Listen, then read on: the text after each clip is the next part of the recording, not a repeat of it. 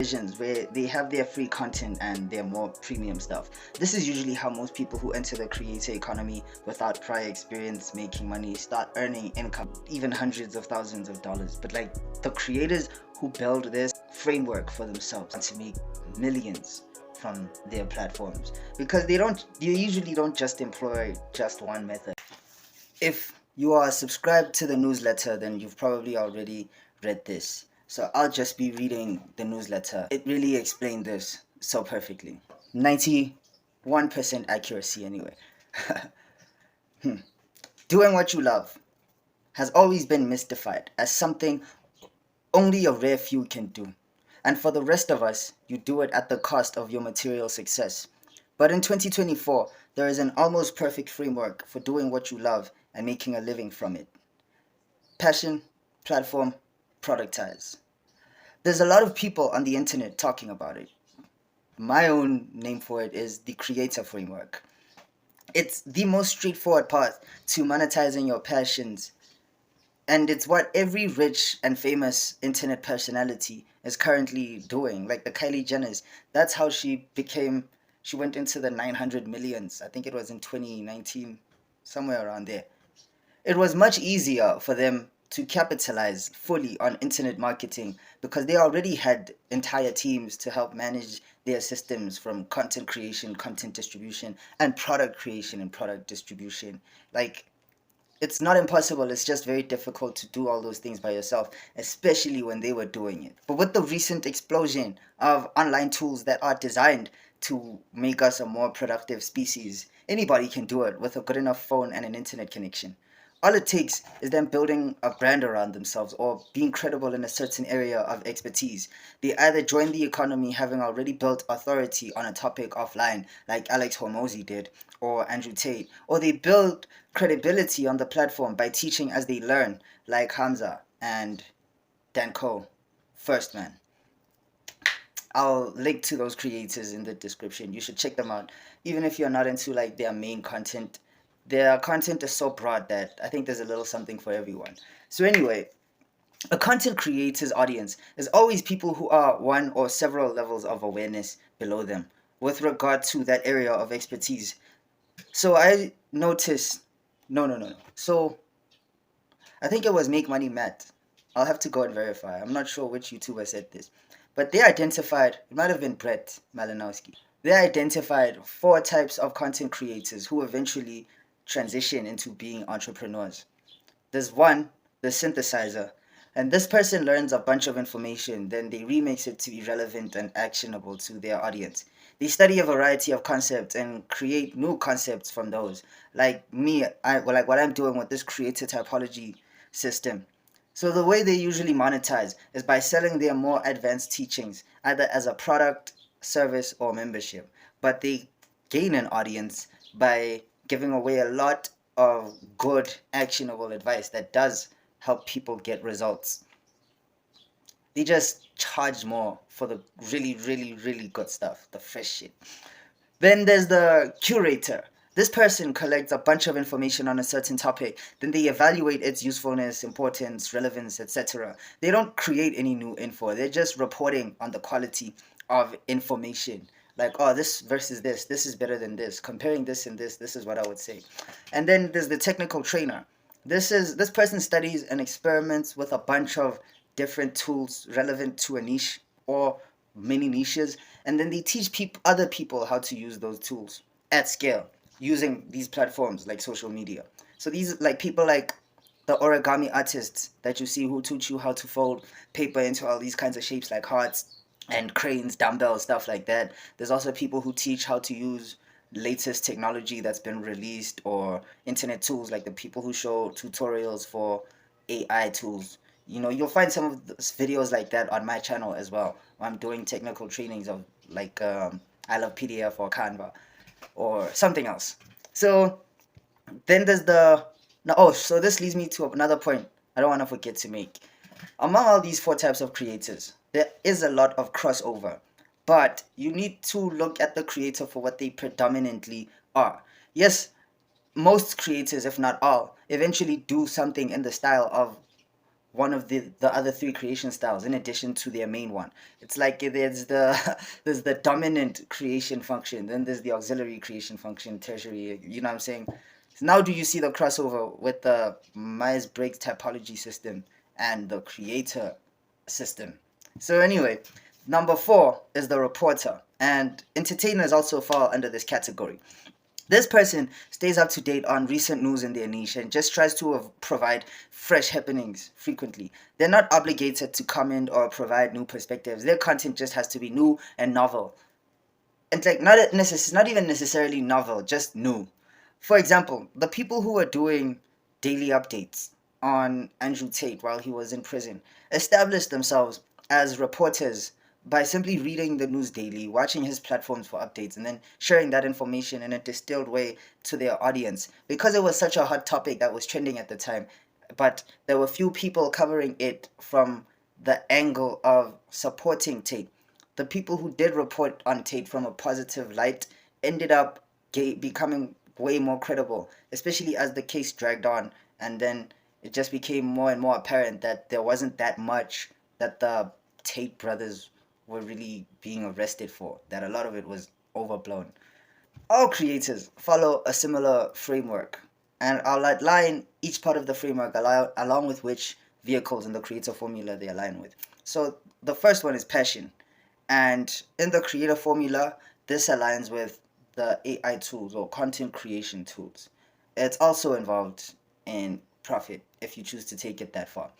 Then there's the platform. This is where they put the content. So the person who's a musician will probably put their content on Spotify or Bandcamp, iTunes, platforms like that. The person who primarily delivers their information in audio format, then they'll probably go for those kinds of platforms where they don't have to also worry about, oh, I can't upload just pure audio to YouTube. Now I have to go and find royalty free images or find some other way to give this audio a visual element.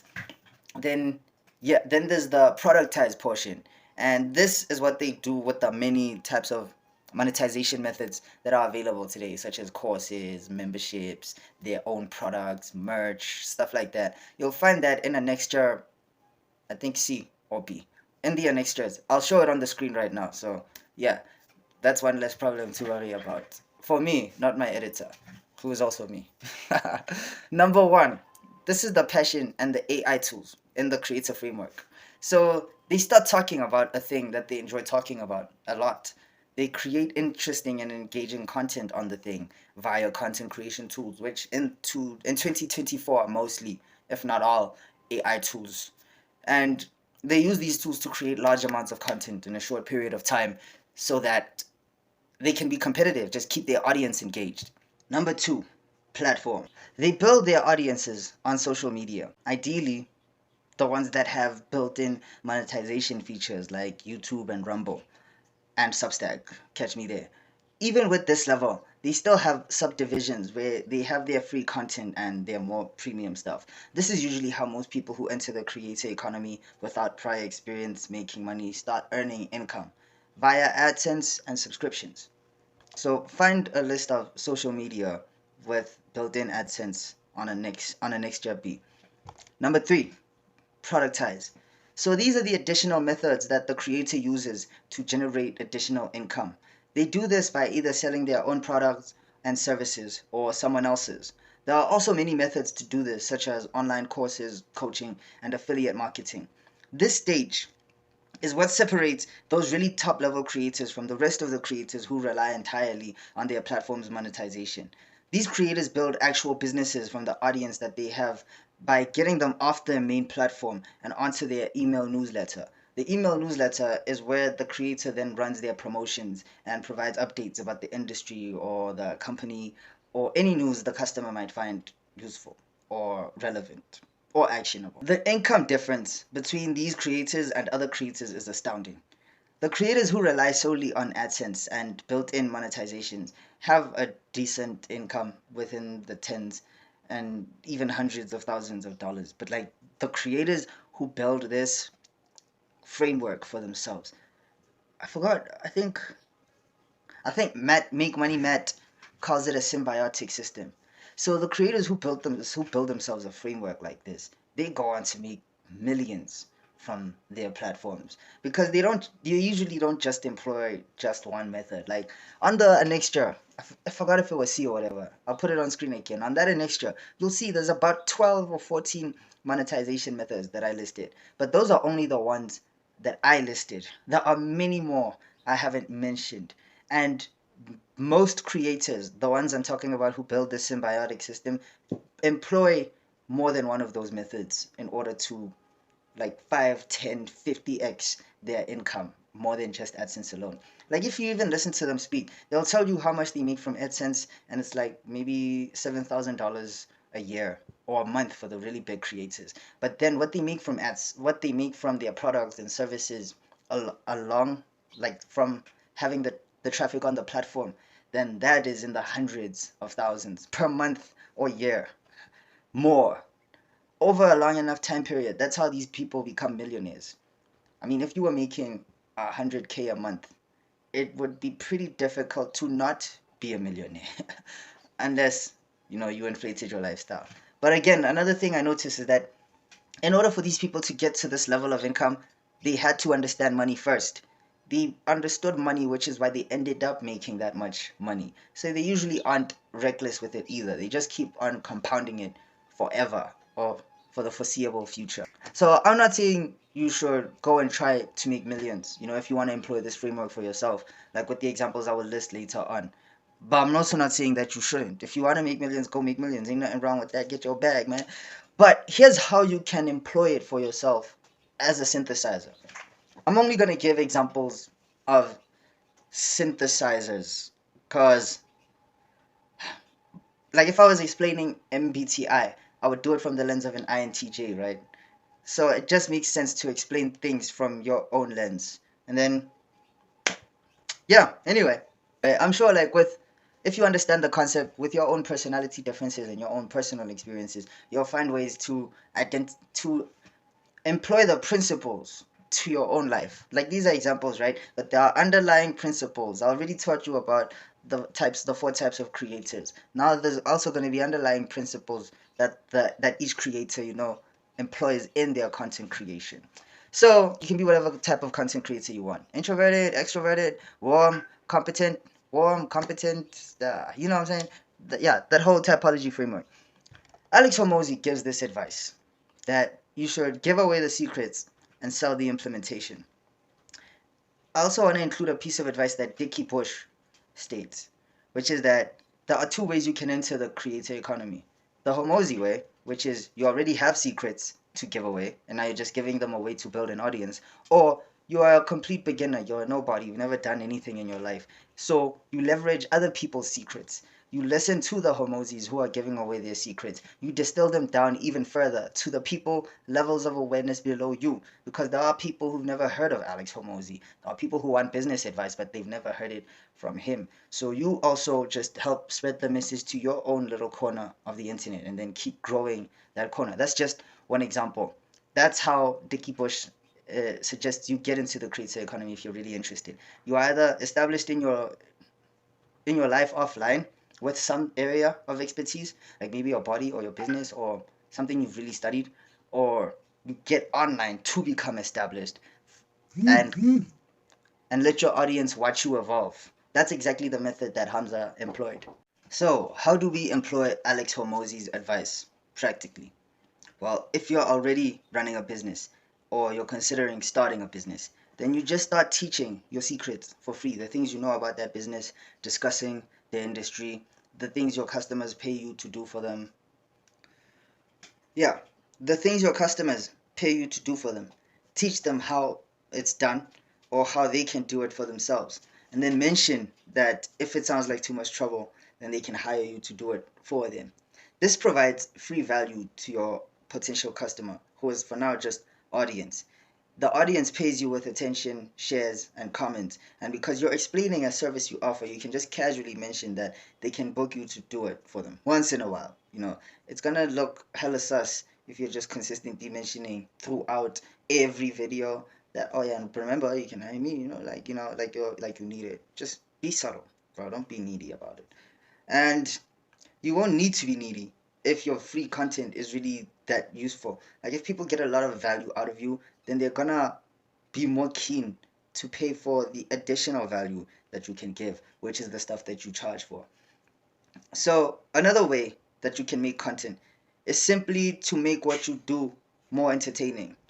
There's no need to be exceptionally funny or have big budgets for equipment. Just provide valuable content that people like. Novelty is what gives people dopamine. If you give people new information, or a new take on existing information, you're gonna give them that dopamine spike of learning something new and novel. And that's what people keep coming back for. Even if you are not like doing very intense editing styles or just employing all these marketing hacks in order to get people to watch your videos. As long as people know that whenever they watch your videos or they read your newsletters, that they're gonna learn something, they're gonna leave with something new in their mind, then they will keep watching your content.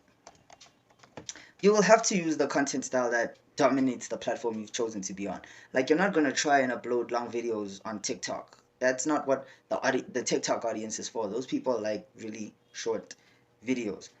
Likewise, you're not gonna just stick to predominantly doing reels only on Facebook when you understand that it's a long form content. This is a platform for you to build your authority. Okay, maybe Facebook, but like YouTube, relying on shorts only is just gonna give your channel a poor performance. Like you won't be able to earn as much from ad revenue, and also it's hard to build credibility while doing like 59-second videos. You need longer videos, like 15, 20, 40, 2 hours, you know what I'm saying?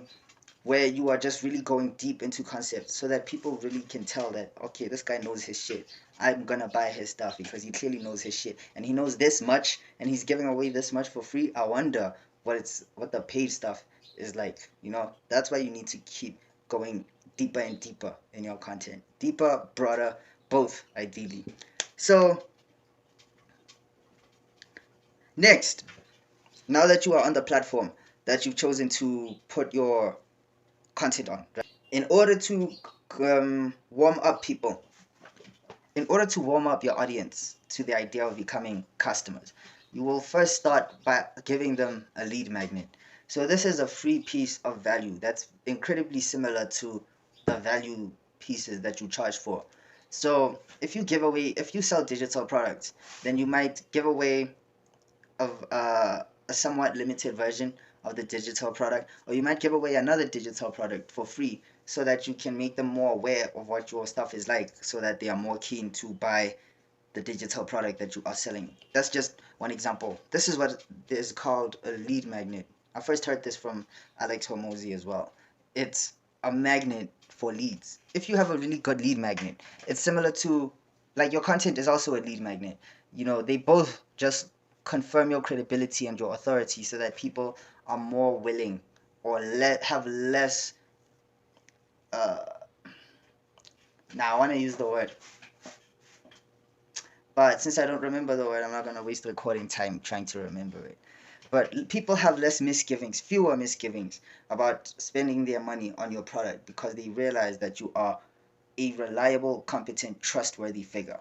So it's easier to get views on short form content. I think all the platforms are currently boosting short form content a lot. Like if you post a short video of 13 seconds, you'll notice that it gets way more views than your usual videos of like 7, 12, 20 minutes, because people aren't as keen to watch a longer video when they're on social media. They're just here for quick hits of dopamine. And if you can give them dopamine in 13 seconds, I mean, they will go there every single time. So what was that motion about? Anyway, it may be harder to make longer form content, but it's definitely worth it. I noticed this is probably my first truly long form video, in my opinion, like where I'm really going this ham with like scripting and planning. And I noticed that even though it slowed down production for the other topics that I wanted to explore, going ham on creating this one video feels way more rewarding. Like to be able to go into this much depth, because it also allows me to refine the concept. Since I don't yet have anything that I feel like I can sell, I'm just refining the concept in my head as I build the audience here, so that the people who like are here to watch this concept from birth to maturity. They understand. They understand its value. They it's not as difficult to raise them up the levels of awareness so that they eventually invest money in whichever product I create to help them. In order to take them off the platform, man, I keep jumping up and down between these points, so I think I'll just stick to reading the newsletter. But anyway, the people who give you their emails are more likely to buy whatever you are selling because they're already curious enough about your free content to want the lead magnet, and they're willing to give you their email in order to get the lead magnet. So with enough time and enough raising them through the levels of awareness, both through your free content and through your email newsletters, your promotions, it it's not entirely impossible that you'll convert a lot of them into purchasing customers. Okay, so now we get into the productizing section. If you have a business, once you have their emails, you can start contacting customers, offering them your services or so now we get into the third section of this creator formula, which is productize. So to productize, if you already have a business, so once you have their emails, you can start contacting them, contacting prospective customers, offering your businesses or to raise awareness of your product over time. This is the place to shamelessly plug your products. So here you can talk about them too in your free content, but your email newsletter is primarily where you make people aware of the deeper levels of your concept and increase interest in your products until they eventually become customers. You don't even need to hit the platform that you are on's monetization requirements in order to do this. You don't need to just rely on being paid via AdSense. With this way, you can start making a living from the audience, from the little audience that's already supporting you. And another thing is that you will have some content that performs really well, like a certain video or article, but not everyone who watches that video will want to subscribe, but some of them might still want to buy without subscribing to the channel simply because they're not interested in, your whole rabbit hole, but the one thing or the way you discussed your one thing that day just really caught their attention for some reason, and it made them realize that it's about time that they solve this problem. So this is why I heard this advice from two guys on Think Media who said everything you post should have some kind of monetization play.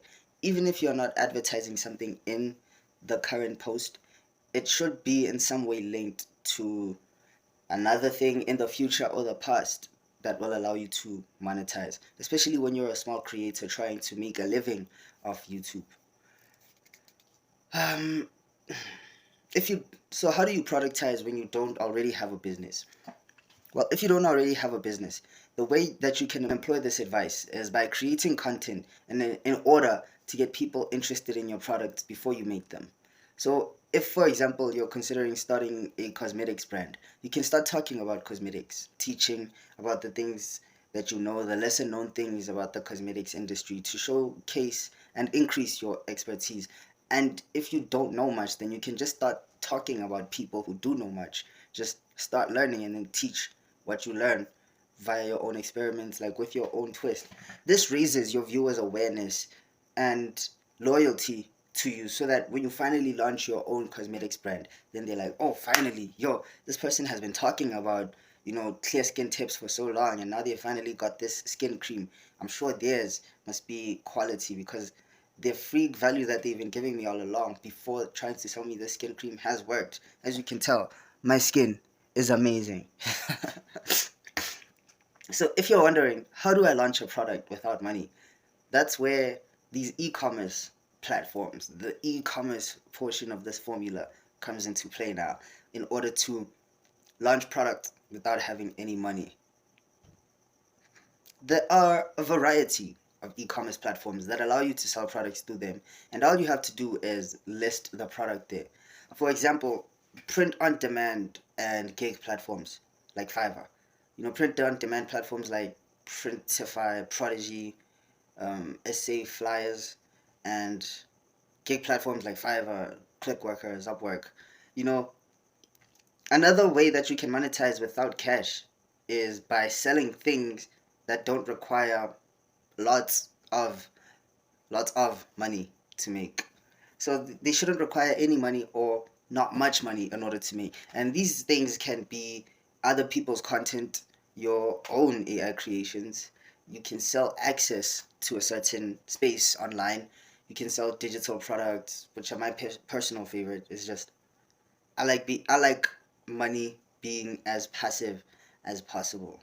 I think everyone does. No one likes having to think about making money because then it takes away from you thinking about things that you would do even if they didn't bring you any money. Okay, so that's why this formula exists, right? So that you can do things that you would do for free, but now you don't have to do them for free.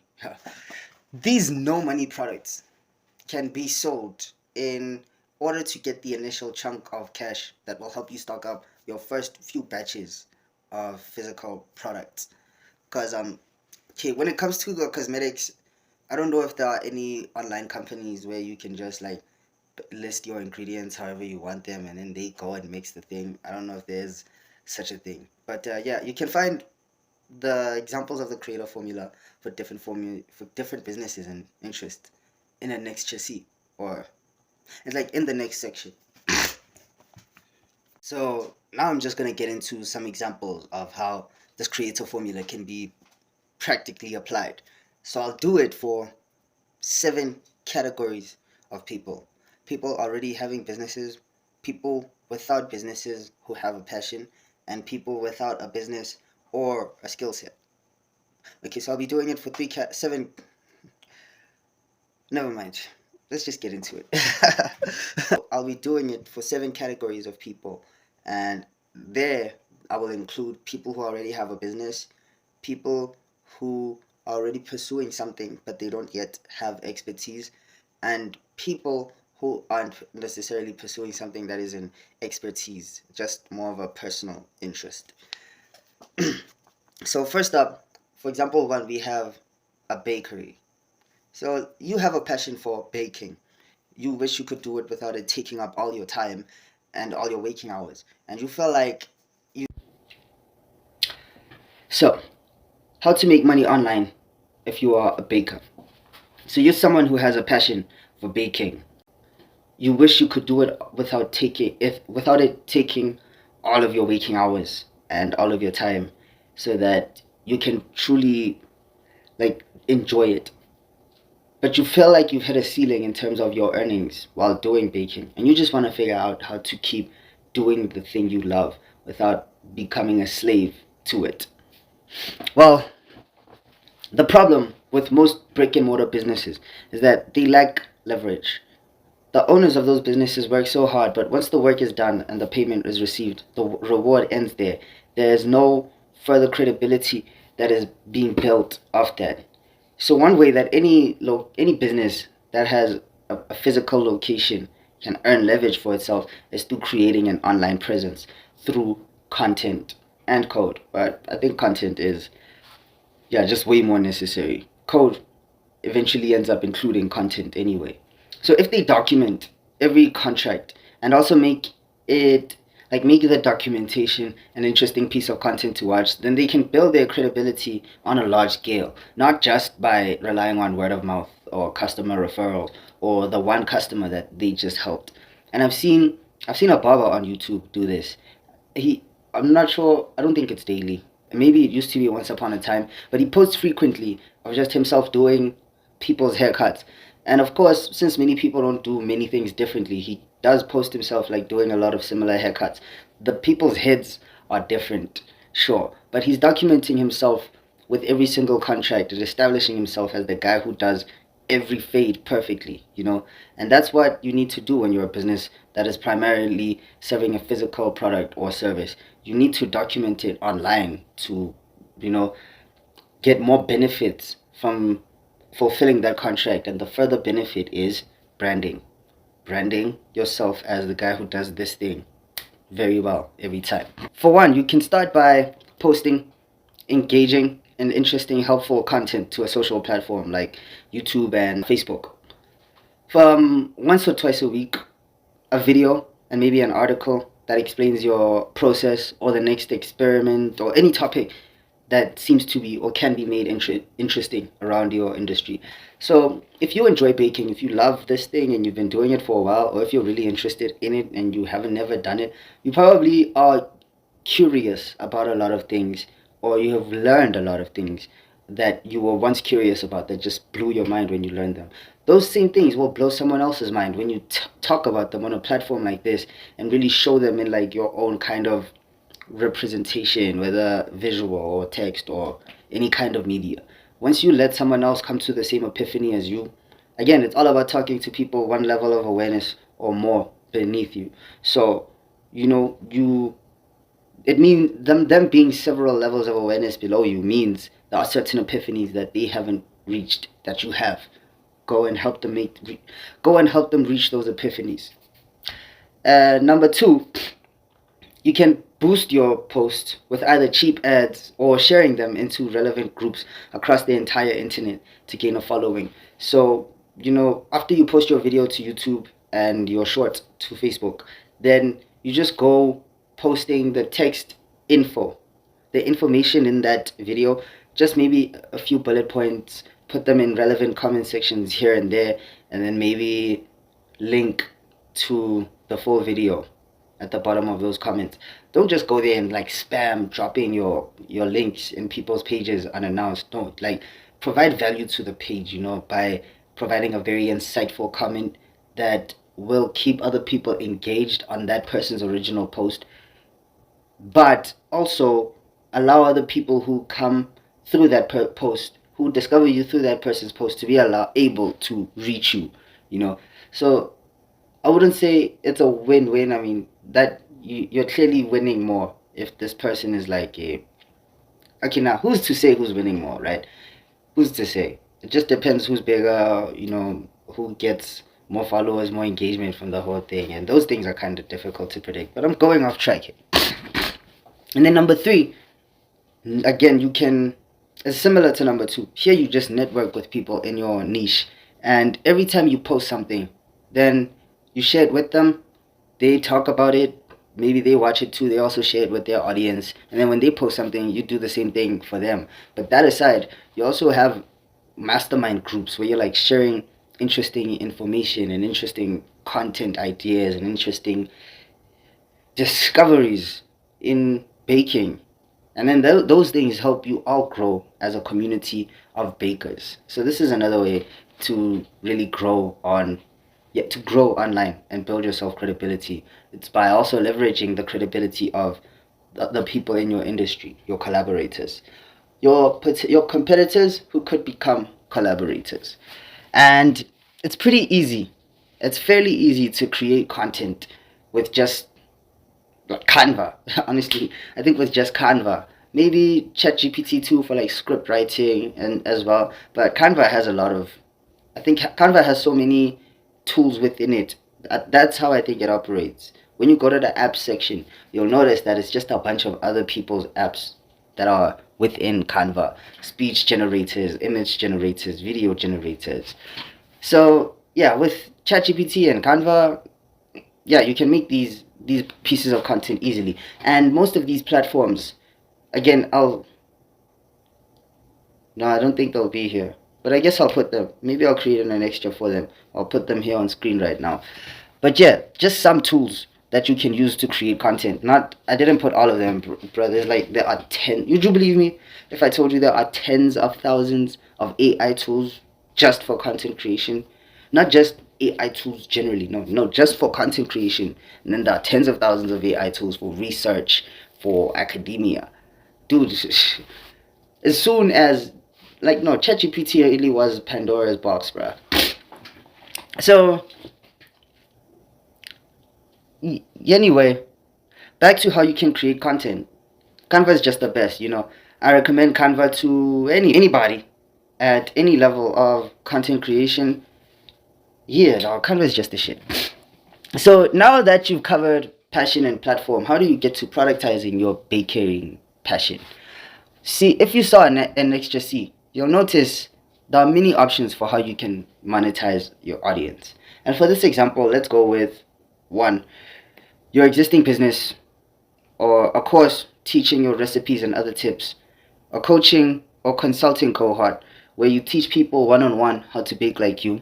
Number four, an online school where you teach people how to bake, hosted via a platform like school or even on the social platform you're already on using the membership or subscription feature. Another thing you could do is freelancing. So after building a personal brand online and establishing credibility as the person who bakes really well and they like do a good job every time, then you charge for your personality.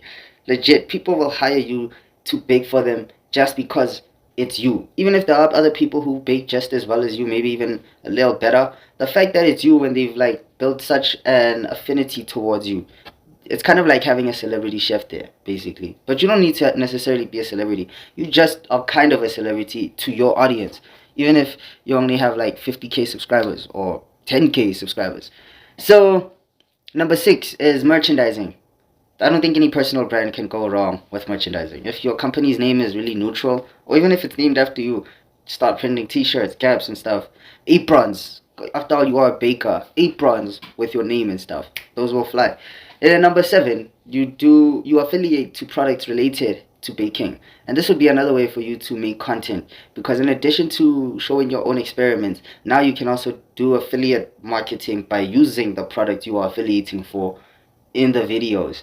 So you're basically doing UGC and affiliate marketing at the same time. You can charge crazy for that. You can even charge separately for those two services. And now with this way, you would be getting paid by the advertiser on YouTube who pays you via AdSense. Then you would be getting paid by the person, the people who made the product that you are now affiliating and UGCing for, in addition to all the other monetization plays I just listed here. So that's how you can employ this creator formula as a baker and be able to fulfill your love for baking and do it all the time without becoming a slave to it. So number two, how do you make money online as a hairdresser? It's pretty similar to baking. I'm just gonna read through the points here, but yeah, as discussed in the last section, content is a necessary tool in order to grow for you, in order for you to grow your business. Here as well, you will make high quality content of your work and other experiments that you do while providing lessons along the way and giving away info and maybe even digital tools for free that your users can use on their own. Share that content on two platforms, one long form, one short form. And this also depends on whether you'll be writing or speaking. Right? There are long form and short form platforms dedicated to each, even though they accommodate most, if not all, media. People just generally gravitate towards using them for one type of media. One type of media just generally dominates a certain platform. Like videos aren't usually like the predominant media on Substack. It's a writer's platform, and on Threads, it's a writer's platform, at least at the moment. So on your free content, you funnel traffic. You funnel traffic to your products and services by mentioning how you are available for bookings and for other things you sell. So the ways that you can monetize as a hairdresser online are: one, your own services as a freelance hairdresser. You can do this for a specific market like influencers or artists. Number two, your one-on-one or group lessons. Number three, branded hair care products, which can be either your own in time once you've built the finances, or affiliated products and UGC content. That's another way. Four, courses, ebooks, or books teaching how to do what you do, or even more advanced hair techniques that aren't in your free content. Just the free content is a lot of value, right? And the paid courses can either be an aggregation plus tweaking of the free content, or it can be something even entirely brand new, which would be the ideal scenario, right? You can't just sell what you've already been giving away for free all this time. But yeah, number five, a membership community where people can interact with you regularly, ask for your insights, and you provide extra value beyond the lessons, courses, content, and even go as far as personally coaching people through their hair stylist or hair care journeys. So that membership doesn't necessarily have to be just for your students. It can also be for people who struggle with hair on a daily basis, and they just need some kind of like hair coach, just like, why is my hair always frizzy when it's humid, and how can I combat that in this environment, in that environment, and this environment. Number 6, where you can monetize, is an agency. So once you've taught, this is also in the far future, once you've taught a few people your techniques and most of them have paid you to do so, now you can hire from your audience. They're also the likeliest people to understand your brand vision. So there's less onboarding work to do with someone who has watched your content for months or years. This is exactly the strategy that First Man employed about a year ago when he started with the streaming platform. He was looking for web developers from his audience and people to help design logos and product. I forgot what it was, but he was looking for a lot of help with setting up, and he was just hiring from his audience because he knew those people understand him. And he's even mentioned several times that even in the future, if he ever allows anyone to join the company, like as a shareholder, then they would have to be someone who has shown a clear demonstration of his values and principles over a long period of time. That's how he's gonna operate 1M and the streaming platform. So that's just one way that you can employ, that you can employ monetization as a hairdresser. 1 out of 6. And then create a framework. Example number 3: how to monetize online as a painter. So in my neighborhood, or in South Africa, and like especially the low income neighborhoods, the small restaurants around here prefer to paint their menus on their walls. I'll attach a few examples here. But that's predominantly the style that they use to advertise. It's bold. There's less likelihood of your advertising being stolen because people steal advertising for some reason. I don't get it. As if your prices, never mind. And it's less likely to be vandalized or like destroyed by like some stupid kids with a marker. So there are people, there are guys. Like, I don't know if there are any women. It's only men I've ever seen do this. But there are guys who do art and science. So they are the ones who paint these people's walls with their menus. But they also do other things like for crutches and other small businesses in general. So I'll attach examples of those here as well. When I was doing outreach, my first cycle of outreach, that was where I found most of my leads, was from people that were advertising through art and science people at the local bridge in my community. So the problem is, these art and science guys, they only work on a per contract basis. So they consistently have to keep either waiting for their old customers to call them back or find new customers. And this can be a good thing if you've been in this game for like 2-3 years and you've already built a long enough a downline that like you can serve a few people this month. You know that within the next 6 months those same people will be back. But you also know that over the course of the 5 months between them and them again, you have other people who you are cycling out with the same procedure. Then yeah, you can have some kind of consistent income with that. But that isn't usually what happens with small businesses. I know as a small business, what we usually do, or what usually happens is you just have to consistently stay in the cycle of outreach. At least I haven't found a way to systematize returning customers like that. Like, you really can't determine how much someone needs something. If it's just not the season for your services, it's just not the season for your services.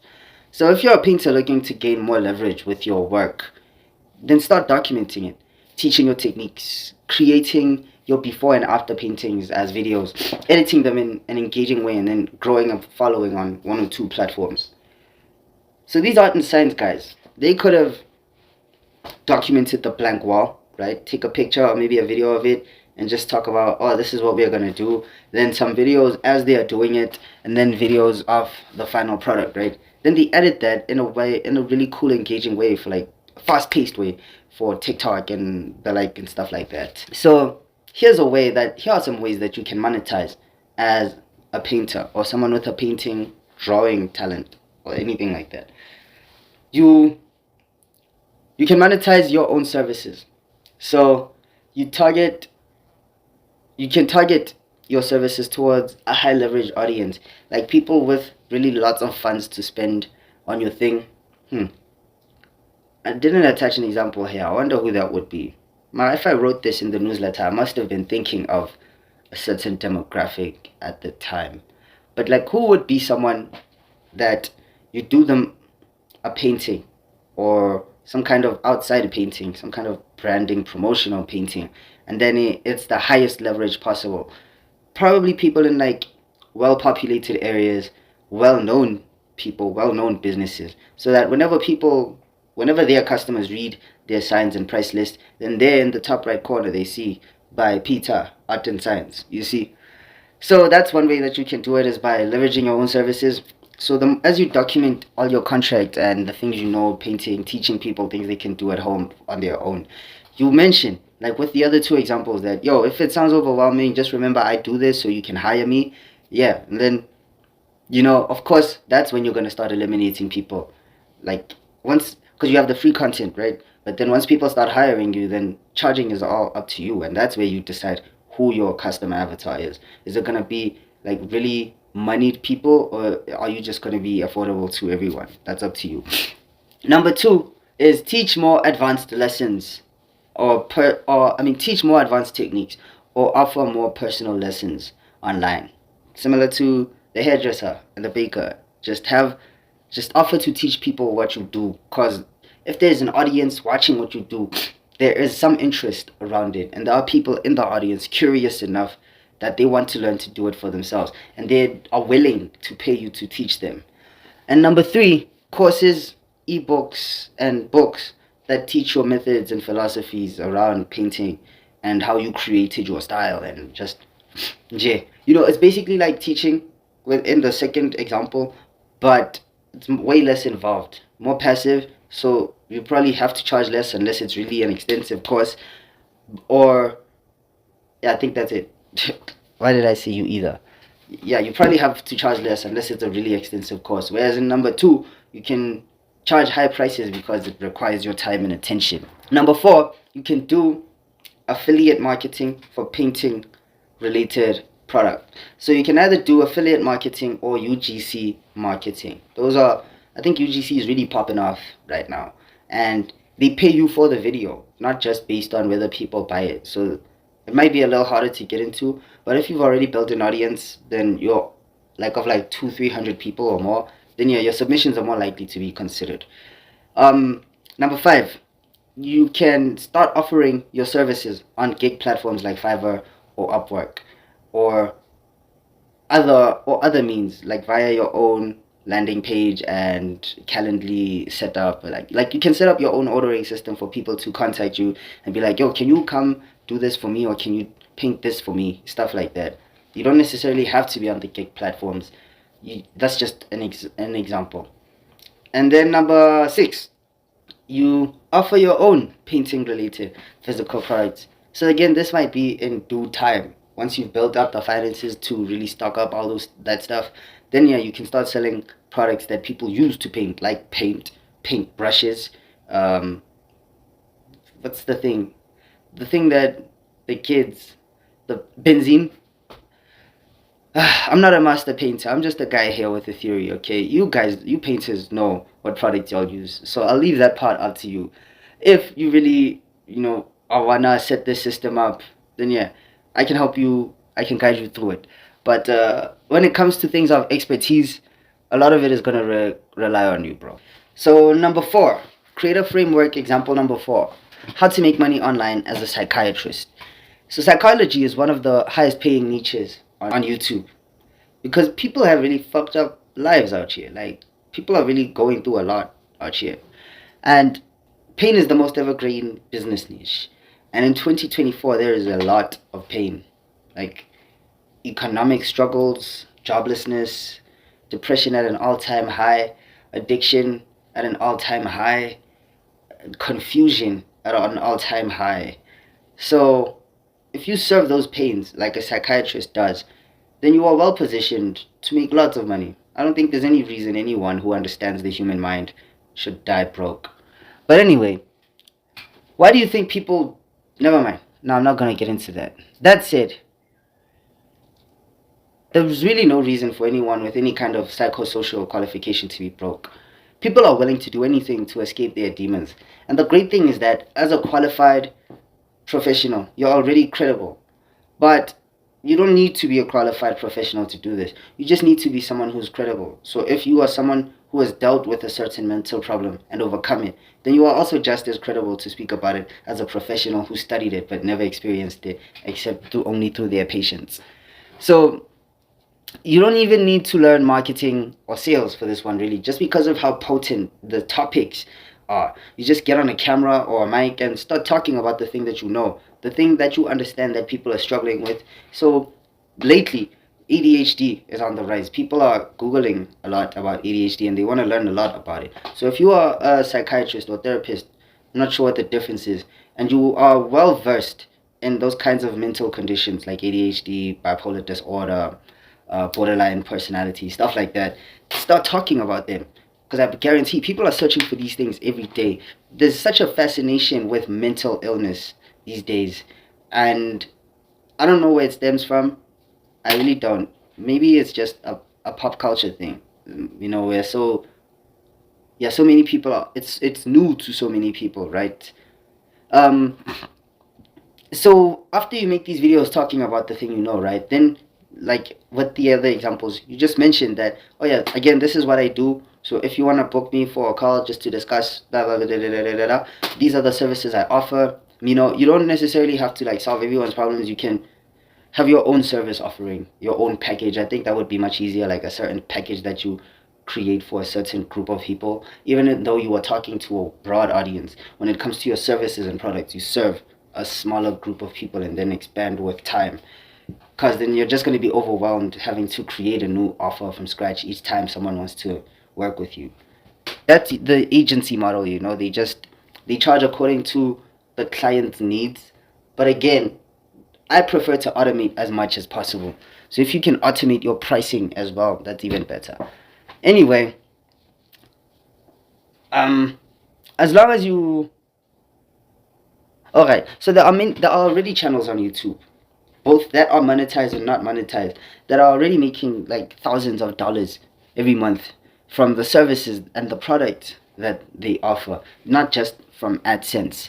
Yes, they also make a lot from AdSense because, again, these topics get a lot of views. They are very hot topics. So even though they may not have enough subscribers to qualify for like the AdSense program, the products that they link in their descriptions and the services that they link there, like their platforms on BetterHelp and the Fivers and their personal links for being contacted, those those also generate a lot of income for them, which is why you notice that they don't even post that consistently, because they don't need to. They've already figured out the money portion. They go on YouTube to discuss things to grow the audience. But if they wanted to, they're already making enough income to survive, cover at least their basic needs and then some.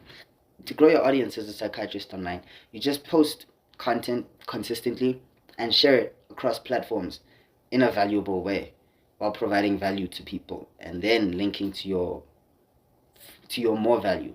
So you give them a brief description of like the thing you are capable of, and then you link them to a video you have on YouTube where you discuss the thing in more detail. And then the ways you can monetize as a psychiatrist are: one, you offer your services on an online therapy platform like BetterHelp and Connectable Life. Two, you offer your services on general gig platforms like Clickworkers and Fiverr. Three, you have your own membership community where you take only a few patients that you'll give special attention to. Four, you have a membership community where you teach others what you know. Five, software, maybe. Six, agency, long term. Software and agency are both long term. Seven, courses where you record what you know and then sell it as a pack of videos and PDFs teaching other people what you know. Depending on how intensive this is, you can charge more or less than the one-on-one lessons. And eight, psychology related affiliates. So you can be affiliate to other psychologists who specialize on other things or products that are supposed to help people dealing with certain psychological problems. That's how you can affiliate and have links in your description in addition to the products and services that you offer. It's a great way to monetize because you don't need to make a product. You don't need to fulfill a product. All you need to do is sign up as an affiliate, create an affiliate link, and then put your affiliate link in the description. Then mention to people that they can click it if they want the thing that's in the link. If they don't have to click it. Like, you don't have to do marketing. You know what I'm saying? Because you're already dealing with people who are there interested in the product or similar products. Example number 5: how to make money online as a student. So, as in school, I'm running out of storage here, so I think I'll just read here, because the thing that's taking up storage is adding additional insights as I read. I think I'll add those additional insights in future videos. Again, I'm not just going to talk about this once, otherwise that would just be such a tease. But yeah, in school, you study daily, but no one sees it. So no one has any idea how good you are at the thing you study. If you document yourself studying, or document the things you're studying as you learn them, then by the time you graduate, you will have a digital profile to refer potential employers to, so they can give you either learnerships, or because you've already built some credibility, an actual position. Say, for example, you're a law student. You can, one, start by teaching what you're learning in class with your own interesting spin on it. Bonus points if you can make it relevant to an event that's currently trending, because that's gonna like lead a lot of traffic your way. You can even go beyond just what you learn in class and start talking about legal systems in other countries, hypothetical legal systems, old legal systems, theoretical legal systems that have been considered but never applied, interesting cases from history, like etc. There's a lot you can do. Even I'm getting kind of excited, like thinking, shit, if I was a law student. But anyway, 2, make your content stand out by injecting your own personality, or making it more educational, or making it better quality in terms of production, or making it more entertaining. Then post consistently and boost every post. So, how can you productize before you're qualified? Number 1, a membership community where students get exclusive access to your help with studying. Number 2, a software that does regular updates on the relevant legal frameworks in the country. That's probably long term. Number 3, an online law firm or an agency where you connect people with legal problems to relevant people with legal solutions. So you can employ this agency model here, in that you find people who have a certain problem, you go on freelance platforms for lawyers, or you find lawyers on freelance platforms relevant to the person, or vice versa. You can do this in whichever order you want, and then you connect them. Then you just take the difference in what that person pays them, and that's yours. Again, you set the difference. Since you're connecting them, this person doesn't need to know that this person is unrelated to you. Anyway, number 4, affiliate marketing for relevant law firms or law related products, packages, legal offers, stuff like that. Actually, I'm not sure if there are affiliate marketing programs by law firms. So that's something you can look into. But if it's not a thing, you can make it a thing, or you can employ one of the other monetization strategies here. Like number 5, which is interning, either online or on site, which would be fairly simple since you've built some credibility.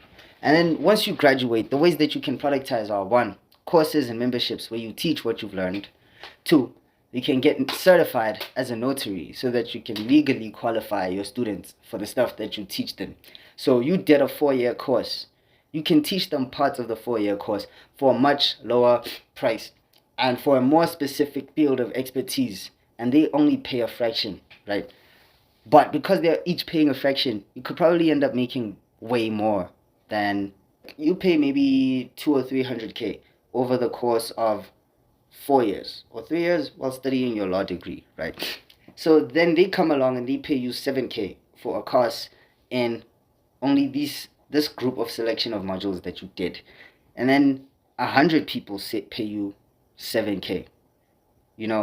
Now you've just made 700,000. That's just a hypothetical. So number 3, your own online firm or agency. So after you've been building your audience throughout school and you want to go the agency route, you can get referrals from your old clients and contractors, or take your clients and contractors from the existing firms and bring them under your own firm. So Iman Kati did this when his agency really started taking off. After he became a millionaire, or shortly before that, that's when he started hiring the people who were contractors as full-time employees. Yeah, you can host your firm on an online platform like school. So that's where people will come to you. Maybe they have monthly memberships, or they just come and get specific help one time and dip.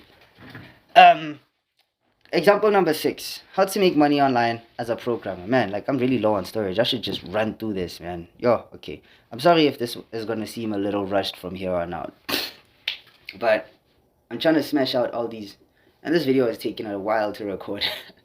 So, number 6, yeah. This is a highly coveted skill. Everybody understands the necessity of understanding technology, and the people building the technology have the best footing to make more money than anybody else. So, with this understood, if you have some knowledge of programming, that's what you could teach by explaining from the basics and via your own examples. Even if you don't focus on getting clients at first and focus more on building an audience, if you mention in your videos that you're available to perform the service or have a book or course that can teach them more extensive things, you're likely to get a sale within your first 1,000 views. Everybody needs to either know how to code or how to use code in their life or business. So step by step, here we are. Here's how you would do it. You create engaging content, about programming, your experiments, the things that you are building, stuff like that. You boost your posts by sharing them into relevant groups. And then you can productize by either having a programming course where you are either doing it with the person teaching them as they learn, or you just pre-record a bunch of videos and materials that they would need, and then you sell that as a standalone. You can also offer your services as a programmer by mentioning that they can hire you on a link in your description or by DMing you. You can freelance on gig platforms like the Fivers and Upworks, or again, mention that they can hire you. You can do affiliate products related to programming or technology or the things that you use, the softwares that you use. Affiliate to them. So I've been trying to get a Canva affiliate for a while. I hope I get that one day. And number 5, one-on-one or group coaching, where you just teach people the same way you would have in number 1, but as a group. 6, software. Since you're a programmer, you know how to build software. So just identify a market that needs a problem solved, build a software to solve that problem, like micro SaaS. 7, membership community. Again, exclusivity, fresh new insights, teachings, all your courses, all that good shit. And an agency where people hire other programmers from you. So instead of you being on Fiverr and Upwork, you have other people on Fiverr and Upwork. Then you hire them as you get contracts on their behalf, right? So if you'll notice in all these examples, I have a strong bias for products that basically exist in our minds, because handling physical products doesn't really appeal to me. There are low profit margins, high risk of complaints, they're expensive to produce. So I haven't mentioned merch much, but you can also sell merch too. Even if you don't own any stock, you can just sell merch via print on demand companies. And then creative framework number 7. Example 7. Let's hope. How to make money online as a TV expert. So content creation isn't a skill on its own. If you're someone who likes watching a lot of like fresh content, movies, series and stuff, you know those things very well, and you talk about them very passionately to your friends. Talk about them at scale to a broader audience, and this will on a platform that has built-in monetization. That way, you can eventually get paid talking about the thing you already love talking about, and it should be relatively easy to talk about this stuff in an engaging way, because again, it's something that is highly coveted. People are already highly interested in it, and you can include clips and stuff via fair use rules and stuff. Step by step, right? Here's how you would do it. You would talk about the industry that you are watching. You would give reviews, compare TV shows, and number 2, you would boost your posts after you create the videos for YouTube and TikTok if you live in a country that has the TikTok creativity program. And then how you can productize is that you can, 1, sell channel memberships. So this is more exclusive content. You probably know the latest drops when it comes to music and movies, the latest drops when it comes to celebrity news. I don't know, just find some way to make this an exclusive community that people can pay to join and pay on a monthly basis. You can do brand deals with movie studios to promote their new movies, and Number 3, you can affiliate to newly released movies so that every time they are bought or watched from your link, you get a commission. Number 4, you can sell merchandise that's themed around popular movies but you'll have to do your research around copyright and all of that. But when it comes to public domain or royalty free movies, most of them you can use however you want. And then number five, you can monetize public domain or royalty free movies by either having them in a membership community or maybe selling them as CDs or selling them online with a twist. Number six, you can be a movie beta tester where you watch movies, you review them before they're released, and then you just report to the studio that this is trash, start all over again. I don't care that it cost 3 billion to make this piece of shit. You're going to lose far more. Number seven, a beta tester agency. Now this is really just, but anyway, they hire movie studios hire beta testers from you to watch their movies, and they report and they tell them if it was whack or dope. So I have 1 minute left of storage here. Yeah, I really had to run through that one. But if you've gotten this far, man, thank you for watching this far. If you want to set up your own creative framework for whatever it is that you may be interested in, whatever it is that you do, but it feels kind of overwhelming or you need some guidance, you can DM me on the Instagram link below.